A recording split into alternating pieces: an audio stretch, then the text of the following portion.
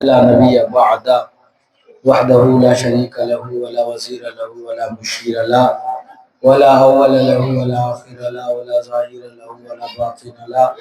أزلي عبدي أحدي صمدي فردي فريدي ديمومي ثم نشهد أن لا إله إلا الله وحده لا شريك له فقد قال الله تبارك وتعالى في القرآن المجيد والفرقان الحميد أعوذ بالله من الشيطان الرجيم بسم الله الرحمن الرحيم أقول قولي هذا ولا تقولوا لمن يقتل في سبيل الله أموات بل أحياء ولكن لا تشعرون صدق الله العظيم وبلغنا رسوله النبي الأمين الكريم درود پاک پڑھیے اللہم صلی علی سیدنا شفیعنا حبیبنا کریمنا نبینا مولانا محمد بارک وسلم صلی علیہ الصلوۃ والسلام علیک یا رسول اللہ صلی اللہ تعالی علیہ وآلہ وسلم۔ محترم حضرات، ہم اور آپ جو ہے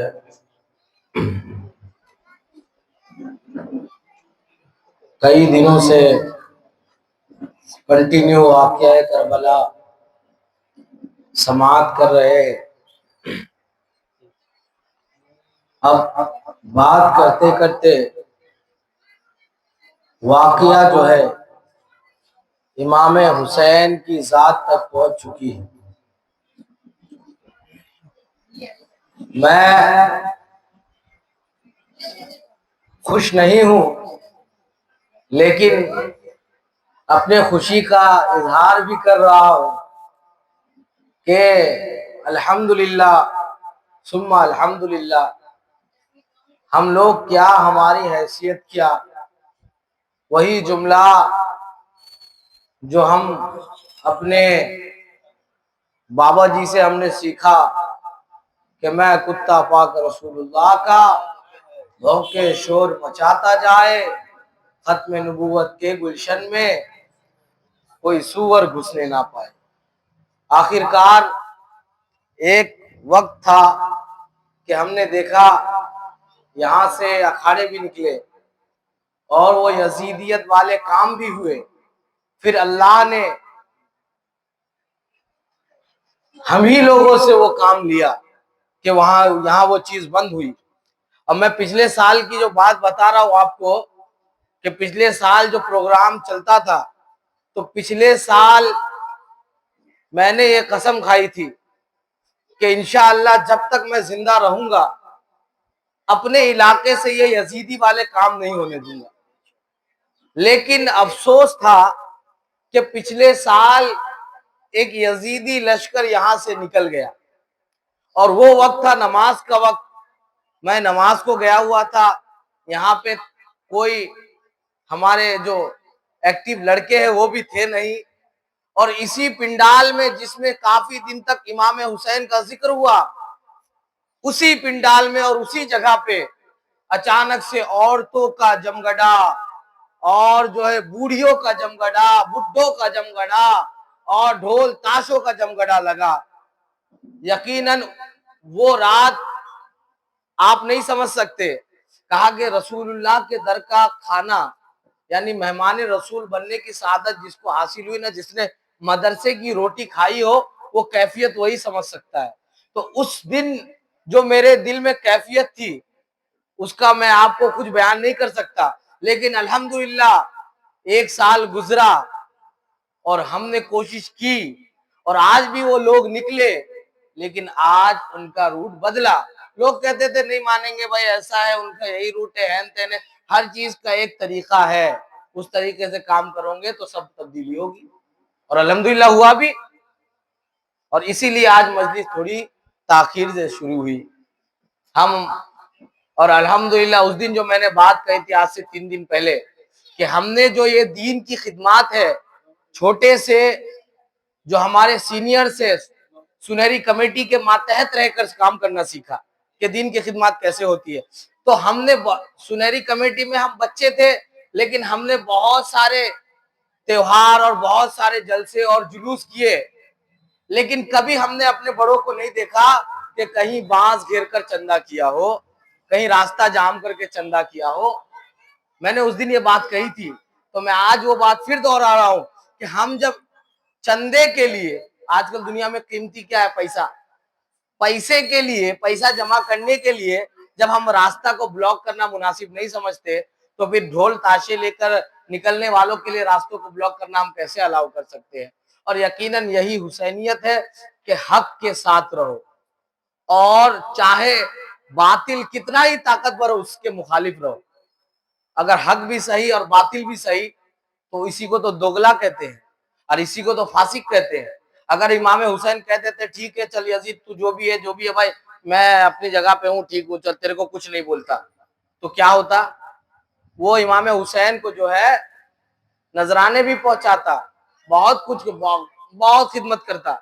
لیکن وہاں پہ مسئلہ جو حق اور باطل کا تھا۔ تو خیر بہرحال اللہ کا شکر ہے، اللہ ہمیں اور آپ کو دین کی خدمت کے لیے قبول فرمائے، اور تھوڑا ہی صحیح،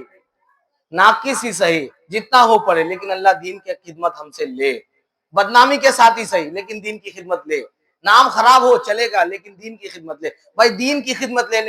ہونی چاہیے اپنی ذات سے، باقی نام وام تب تو آدمی ختم، کتنے بڑے بڑے ترم خواہ چلے گئے اور جو ہے آج نام بھی نہیں ہے، تو نام اور عزت اور ذلت سے کیا لینا دینا، بس رسول اللہ کی ذات کی رضا کے لیے عمل کرنا چاہیے۔ خیر ہم نے جو بات سنی کہ حضرت امام حسین رضی اللہ تعالیٰ عنہ اہل بیت کے ساتھ مکہ تشریف لے گئے، اور وہاں کے لوگوں نے آپ کی بہت خیر خواہی کی، فرمایا کہ امام حسین ہم آپ کے لیے اپنے دولت، اپنے خزانے، اپنے گھر، اہل و عیال، ہر چیز قربان کرنے تیار ہے، آپ کہیں مت جائیے، آپ یہیں رہیے، آپ کہیں مت جائیے۔ لیکن کوفہ کے لوگوں کو جب یہ پتا چلا کہ امام حسین مکہ میں تشریف فرما ہے اور یزید کی بیعت نہیں کر رہے ہیں، تو ان لوگوں نے جو ہے خط لکھنا شروع کیا۔ یہ گاڑی کس کا تھا؟ گاڑی سائڈ کر دیجیے، آنے جانے والا کو پھر دقت ہوگا۔ یہ گاڑی کس کا؟ ہاں تو پیچھے لگا دیجیے یا آگے لگا دیجیے، اویلیبل جگہ ہے۔ تو امام حسین کو خط لکھنا شروع کیا۔ دیکھیے مورخ کہتے ہیں تاریخ لکھنے والے کو، یعنی ہسٹری لکھنے والے کو اردو میں مورخ کہتے ہیں۔ تو بعض مورخین نے لکھا کہ امام حسین کو 150 خطوط آئے، بعض نے 1500 کا بھی ذکر کیا اور بعض نے 1200 خطوط کا بھی ذکر کیا۔ کوفے سے بہت سارے خط آنے لگے کہ اے امام حسین، ہم یزید پلید کے ہاتھ میں بیعت نہیں کر سکتے، ابھی جو ہے امیر معاویہ کا انتقال ہو چکا ہے اور ہم نے سنا ہے کہ آپ نے یزید کی بیعت سے انکار کر دیا، آپ مکہ چلے گئے، تو ہم جو ہے آپ کے ہاتھ میں بیعت کرنا چاہتے ہیں، آپ چلے آئیے۔ لیکن جو تجربے کار صحابی تھے انہوں نے کہا کہ امام حسین ان کوفہ والوں پہ یقین مت کرنا، انہوں نے تو آپ کے بابا کے ساتھ بھی غداری کی تھی، آپ ان کے خطوط پہ مت آنا اور کوفہ مت جانا۔ لیکن نواسہ رسول دین کی خدمت کے لیے جان بھی حاضر ہے۔ ایک خط ایسا آتا ہے کہ جس کا مضمون یہ تھا کہ اے امام حسین، ہم جانتے ہیں کہ یزید پلید ملعون ہے اور وہ جو ہے فاسق و فاجر ہے، وہ عیاش ہے، اور اس کی بیعت کو ہم پر مجبور نہ کیا جائے، ہمیں مجبور کیا جا رہا ہے کہ اس کی بیعت کرے۔ اگر آپ نہیں آئیں گے، آپ ہمارے خطوط کو قبول نہ فرمائیں گے اور آپ یہاں تشریف نہ لائیں گے، مجبوراً ہمیں یزید پلید کے ہاتھ پہ بیعت کرنی ہوگی، اور کل قیامت کے دن آقا پوچھیں گے کہ تم نے یزید کے ہاتھ میں بیعت کی تھی، تو ہمیں کہنا پڑے گا کہ ہم نے آپ کے نواسے کو جو ہے خط بھیجے تھے، لیکن آپ کے نواسے نے جو ہے اپنی جان کو ترجیح دی اور یہاں تشریف نہیں لائے۔ تو میرے عزیز بھائیوں یہ معاملہ ہوا، اور وہ جو خطوط تھے اور یہ الحمدللہ یہ ہمارے تھانے کے طرف سے، پرشاسن کے طرف سے جو ہے تحفظ کے لیے بھیجے گئے ہیں۔ تو سرفراز جا کے بولو اکھاڑا تو وہاں سے آتا ہے، اسی لیے ہم ہی فون کی اپلیکیشن دیے تھے، آگے سے آرام سے اٹھاؤ، دعا پڑھی، اللہم صلی علی سیدنا شفیعنا حبیبنا کریمنا نبینا مولانا محمد بارک وسلم، صلی علیہ الصلوۃ والسلام علیک یا رسول اللہ صلی اللہ تعالی علیہ وآلہ وسلم۔ تو امام حسین کے پاس جو خط آیا تو آپ نے حکم دیا کہ اگر میں نہ جاؤں گا تو کل قیامت کے دن میرے نانا جان کے سامنے مجھے شرمندگی ہوگی کہ میرے لیے میرے جان کی قیمت زیادہ تھی اور میں نے جو ہے ان خطوط کا جواب نہ دیا. تو میرے عزیز بھائیوں، آقا حسین نے کہا کہ میں کوفہ جاؤں گا اور ان لوگوں کی بیعت کروں گا. پھر جو ہے کچھ صحابہ نے کہا، جیسے حضرت عبداللہ ابن عمر ہے، حضرت عبداللہ ابن ابو بکر ہے، انہوں نے کہا اے امام حسین، کوفوں پہ یقین نہیں کیا جاتا، کوفیوں پہ یقین نہیں کیا جا سکتا. آپ ایسا کرے کہ آپ پہلے اپنا کوئی نمائندہ بھیجے، اپنا نائب بنا کر بھیجے، اگر حالات صحیح ہو تو پھر آپ جائیں، اگر حالات صحیح ہو تو آپ جائیں. پھر حضرت امام حسین کو یہ رائے پسند آئی. حضرت امام حسین نے جو ہے حضرت مسلم بن عقیل کا انتخاب کیا، اپنے چچا زاد بھائی حضرت مسلم بن عقیل کا انتخاب کیا کہ آپ جائیے اور کوفے کا جو ہے معائنہ کیجئے کہ کوفہ میں کیا حالات ہے، اس کے بعد میں جاؤں گا. حضرت مسلم بن عقیل کے 2 شہزادے تھے، وہ دونوں شہزادے بھی آپ کے ساتھ ہو لیے. کوفہ پہنچے، جب کوفہ پہنچے تو آپ کی خوب آمد ہوئی اور سب نے جو ہے آپ کو خیر مقدم کہا، خوب آپ کی عزت افزائی ہوئی. اور حضرت اے بابو کیا کر رہے ہو، کہاں بیٹھے ہو، عجیب حال ہے، کہیں بیٹھے ہو، احترام سے بیٹھو بابو، کیونکہ ہر چیز کا ایک معیار ہوتا ہے، بنا معیار کے کوئی چیز اچھی نہیں ہوتی. خیر بہرحال صلی علی الحبیب صلی اللہ تعالی علی محمد صلی اللہ علیہ وآلہ وسلم. حضرت مسلم بن عقیل جب وہاں گئے تو اس وقت جو ہے وہاں کے کوفے کے گورنر حضرت نعمان بن بشیر تھے، اور جب آپ کو وہاں پہنچنے کی خبر ملی تو آپ نے اس پہ کوئی اقدامات نہ کیے. حضرت مسلم بن عقیل اور اپنے 2 شہزادوں کے ساتھ پہنچے تو وہاں پر جو ہے جوک در جوک لوگ، بہت سارے لوگ، بعض روایتوں میں آتا ہے کہ 12,000 لوگ، بعض روایتوں میں آتا ہے کہ 40,000 لوگوں نے آپ کے ہاتھوں پہ بیعت کی. اور روزانہ کبھی یہاں دعوت، کہیں وہاں خدمت، کبھی ادھر نذرانے. جب بہت آپ کی عزت افزائی ہوئی تو آپ نے یہ مناسب سمجھا کہ لگتا ہے یہاں کے حالات بالکل درست ہے. آپ نے جو ہے حضرت امام حسین کو خط لکھا کہ بھائی یہاں پہ آپ تشریف لائیے اور یہاں کے حالات بہت صحیح ہے، آپ یہاں تشریف لائیے، لوگ آپ سے بیعت کرنے کے لیے تڑپ رہے ہیں. اور یہ خط روانہ کر دیا. ادھر نعمان بن بشیر جو کوفے کا گورنر تھا وہ مسجد کے محراب پہ کھڑا ہوا اور جو ہے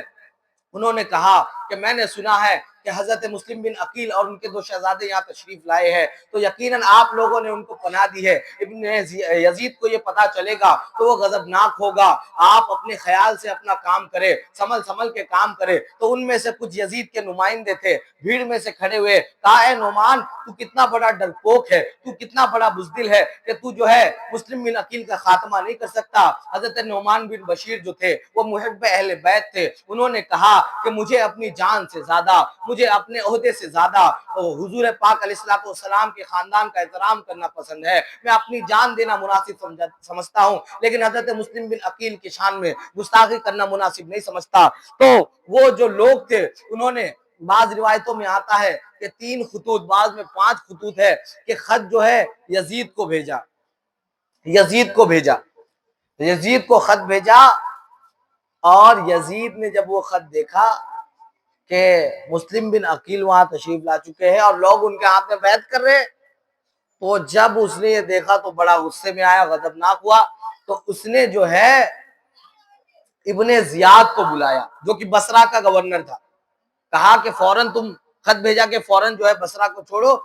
فوراً جو ہے کوفے کی گورنری کو اپنے ہاتھ میں لو اور جو نعمان بن بشیر ہے ان کو زائل کر دو، یا تو مسلم بن عقیل کو پکڑو، قید کرو، یا قتل کر ڈالو. اور اگر امام حسین آئے تو ان سے کہنا کہ میری بیعت کرے، اگر بیعت کرتے ہیں تو ٹھیک ہے، ورنہ ان کا بھی قتل کر دینا. اب میرے عزیز بھائیوں، پورے کوفے میں جو ہے سارا ماحول یہ ہے کہ ان قریب امام حسین تشریف لائیں گے، سارے لوگ امام حسین کا انتظار کر رہے ہیں. لیکن رات کی تاریخ میں ابن زیاد نے جو ہے حجازی لباس پہنا، یعنی عربوں کا جو لباس ہوتا ہے وہ لباس پہنا، اور مکہ سے مکہ کی سے جو راستہ آتا ہے اس راستے سے آنے کی کوشش کی، اور جو ہے کیا کہتے ہیں نقاب اوڑھ لیا اور رات کی تاریکی میں چہرہ چھپا کے اندر آنے لگے تاکہ کسی کو پتہ نہ چلے، کسی کو پتہ نہ چلے کہ کون آیا ہے۔ اگر پتہ چل گیا تو بڑا معاملات ہو جائے گا، کہیں لوگ امام حسین کی محبت میں آ کے ان کا قتل نہ کر دے۔ یہ سوچ کر ابن زیاد جو ہے رات کے اندھیرے میں، بعض روایتوں میں آتا ہے کہ مغرب سے عشاء کے درمیان داخل ہوا، اور جب وہ داخل ہوا تو چاروں طرف اندھیرا، اور لوگوں نے جب دروازے میں دیکھا کہ حجاجی لباس پہنے ہوئے ایک مکہ مکرمہ کے راستے سے کوئی اندر آ رہا ہے، تو انہوں نے کیا کیا، لوگوں نے نعرے لگائے الصلاۃ والسلام علیک یا ابن رسول اللہ، لوگوں نے نعرے لگائے مرحبا یا ابن رسول اللہ، مرحبا یا ابن رسول اللہ، اور لوگوں نے بھیڑ لگا دی کہ حضرت امام حسین آئے ہیں، فرزند علی آئے ہیں، بطو فاطمہ الزہرا کے بیٹے آئے ہیں۔ لیکن میرے عزیز بھائیوں، یہ جو ہے اندر سے چھپ چھپ کر لوگوں کے چہرے کو پہچانتا تھا، ان کی باتیں سن رہا تھا، اور سب کو جو ہے دھیان میں رکھ رہا تھا کہ کون بغض علی والا ہے، کون محب علی والا ہے۔ یہ دھیان رکھتے ہوئے یہ دھیرے دھیرے آگے بڑھ رہا تھا۔ میرے عزیز بھائیوں، اب حالات ایسے ہو گئے کہ اتنی بھیڑ جمع ہو گئی کہ آنا محال ہو گیا۔ درود پاک پڑھیے، اللہم صلی علی سیدنا، کان لگاؤ کہ کیا بات ہے، اللہم صلی علی سیدنا شفیعنا حبیبنا کریمنا نبینا مولانا محمد بارک وسلم، صلو علیہ صلاۃ والسلام علیک یا رسول اللہ صلی اللہ تعالی علیہ وآلہ وسلم۔ حضرات گرامی، وہ ابن زیاد اپنے 20 لوگوں کے ساتھ، باقی لوگوں کو اس نے پہلے باہر چھوڑ دیا تھا تاکہ یہ پتہ نہ چلے کہ ابن زیاد ہے۔ جب لوگوں نے دیکھا کہ بھیڑ اتنی بڑی ہو گئی، بھیڑ اتنی زیادہ ہو گئی کہ جانا مشکل ہو گیا، تو اس کے ساتھیوں نے کہا اے لوگو ہٹ جاؤ، یہ نواسہ رسول نہیں ہے، یہ تو ابن زیاد ہے۔ جب اس نے گورنر ہاؤس پہنچ کر چہرہ ہٹایا تو لوگوں میں ایک چیخ و پکار مچ گیا کہ یہ تو آل رسول نہیں ہے، یہ تو مصطفیٰ صلی اللہ علیہ وسلم کے نواسے نہیں ہے، یہ تو ابن مرجانہ ہے، یہ تو ابن زیاد ہے۔ میرے عزیز بھائیوں، ایک کوہرام برپا ہو گیا، اور اس نے جو ہے جتنے قبائل کے سردار تھے سب کو بلایا اور کہا کہ تم اگر اپنے بچوں کی سلامتی چاہتے ہو، تم اپنے جو ہے گھر کی سلامتی چاہتے ہو، تو جس نے بھی مسلم بن عقیل کو پناہ دی ہے وہ اپنے مسلم بن عقیل کو اپنے گھر سے نکال دے۔ جب یہ بات پتہ چلی تو لوگوں نے جو ہے حضرت مسلم بن عقیل کے ساتھ رہنا مناسب نہ سمجھا، اور اس وقت جو ہے ہانی بن عروہ، ایک شخص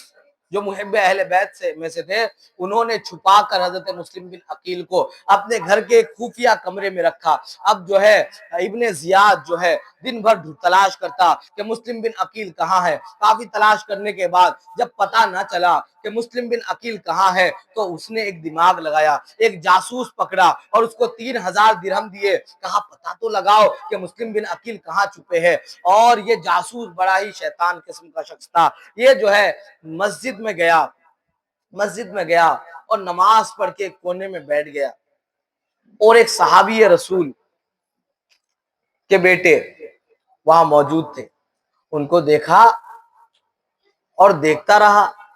تو انہوں نے پوچھا کیا دیکھتے ہو؟ کہا کہ میں جو ہے مسافر ہوں، میں آیا ہوں، سنا ہے کہ حضور صلی اللہ علیہ وسلم کے نواسے یہاں پہ آ چکے ہیں، میں نے سنا ہے کہ اہل بیت کا کوئی شخص یہاں تشریف فرما ہے، میں ان سے برکتیں حاصل کرنے کے لیے آیا ہوں، یہ 3000 درہم ہے، ان کے لیے تحفہ لایا ہوں، کیا آپ میری ان سے ملاقات کروا سکتے ہیں؟ تو انہوں نے کہا کہ اتنے لوگوں کو چھوڑ کر تم مجھ سے ہی کیوں پوچھ رہے ہو؟ تو وہ مکار شخص نے کہا کہ آپ کا نورانی چہرہ بتاتا ہے کہ آپ یقیناً محب اہل بیت ہے۔ تو یقیناً اس کی چال میں، اس جاسوس کی چال میں وہ جو ہے شیخ آ گئے اور ان کو لے کر حضرت مسلم بن عقیل کی خدمت میں ہانی کے گھر میں پہنچ گئے۔ حضرت ہانی کے گھر میں پہنچ گئے، جب وہاں پہنچے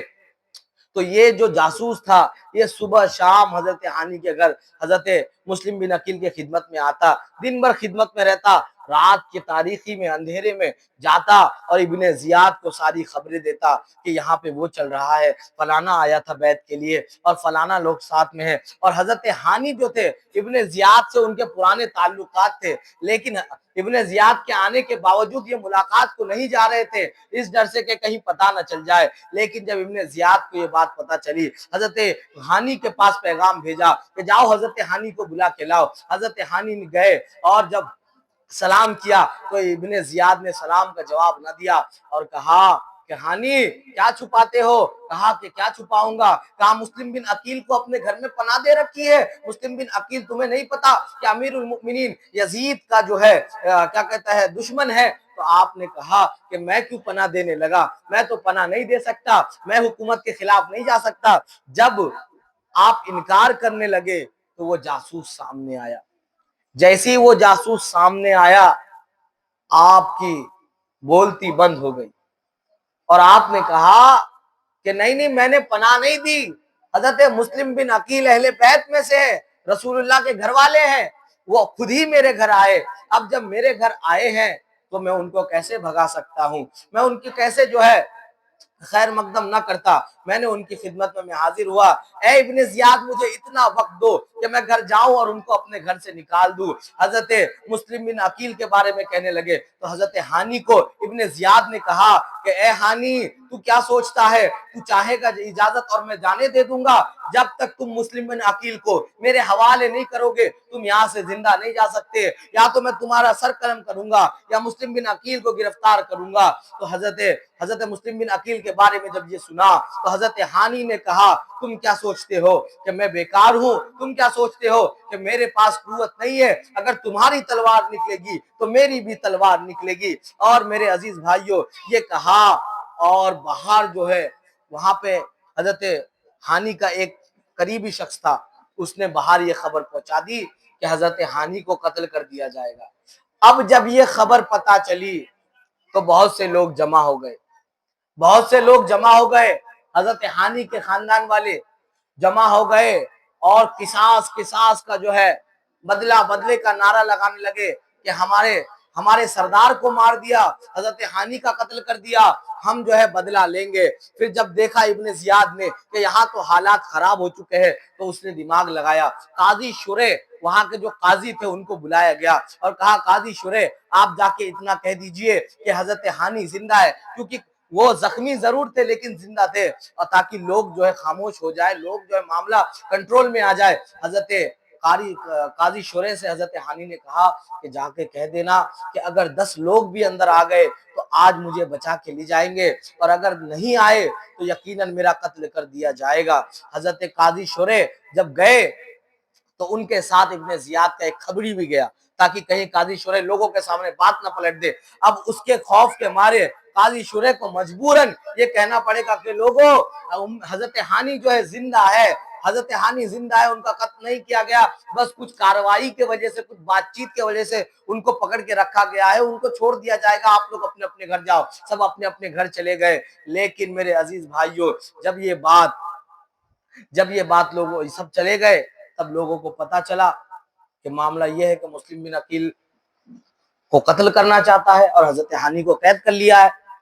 تو جب حضرت مسلم بن عقیل نے یہ بات سنی تو حضرت مسلم بن عقیل نے لوگوں کو آواز لگایا کہ کہاں ہو اے مسلمانوں، باہر آؤ، آج جو ہے حضرت ہانی کو بچانا ہے، حضرت ہانی بن عروہ کو بچانا ہے۔ اور حضرت مسلم بن عقیل نے جب کوفیوں سے آواز لگائی تو کوفی لا یوفی، کوفہ کے بارے میں ہمیشہ سے یہ کہاوت ہے، کہتے ہیں نا کہ صوفی ہے یہ تو کوفی ہے۔ کوفی کی مثال اس لیے دی جاتی ہے کیونکہ کوفہ والے ہمیشہ سے دغا اور غداری میں اور دھوکے بازی میں نمبر 1 رہے ہیں۔ حضرت مسلم بن عقیل کے کہنے پر 40,000 لوگ آ گئے،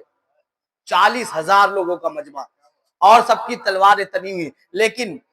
حضرت مسلم بن عقیل کیونکہ اہل بیت میں سے تھے، یہ قتل و غارت نہیں چاہتے تھے، انہوں نے صرف قلعے کا گھیراؤ کیا، انہوں نے جو گورنر ہاؤس کا گھیراؤ کیا، حملے کی اجازت نہیں دی۔ اب کھڑے ہیں، اور ابن زیاد بھی بڑا کمینہ تھا، اس نے جو پہلے آتے ہی جو قبیلوں کے سرداروں کو پکڑ رکھا تھا ان سب کو باہر نکالا اور کہا جا کے کہو اگر مسلم بن عقیل کا ساتھ کسی نے بھی دیا تو یقیناً تم لوگوں کے گردنوں کو کاٹ دیا جائے گا اور تمہیں یہیں پہ مار دیا جائے گا۔ اگر مسلم بن عقیل فتح بھی کر لیتے ہیں گورنر ہاؤس، لیکن تم اپنے جان سے جاؤ گے۔ جب یہ سرداران ڈر گئے تو یہ سب جو ہے، جو کیا کہتے ہیں، جو وہاں کی بیلکنی تھی مینارہ کے اوپر آ کے اپنے لوگوں سے کہنے لگے، اے لوگوں مسلم بن عقیل کا ساتھ چھوڑ دو ورنہ ہمارا قتل کر دیا جائے گا۔ جب ڈرایا دھمکایا گیا تو حضرت مسلم بن عقیل کے ساتھ 40,000 لوگ تھے،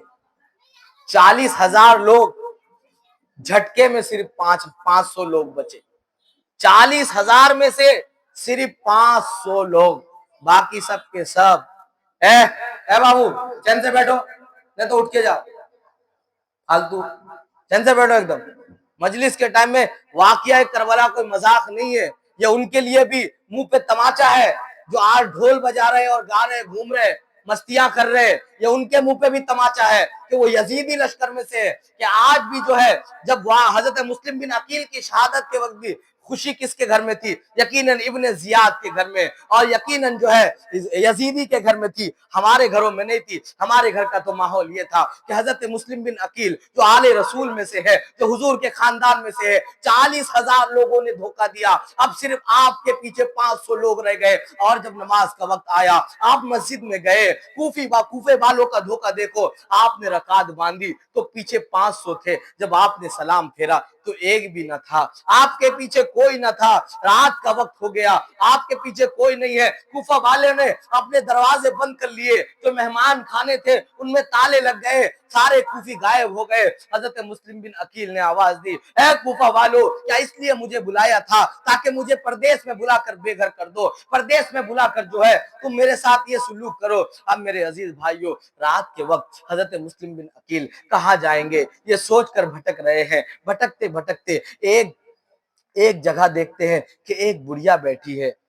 ایک بڑھیا بیٹھی ہے۔ آپ اس بڑھیا کے پاس جاتے ہیں اور بیٹھتے ہیں۔ وہ بڑھیا کہتی ہے کہ کیا بات ہے؟ کہا پانی پینا ہے۔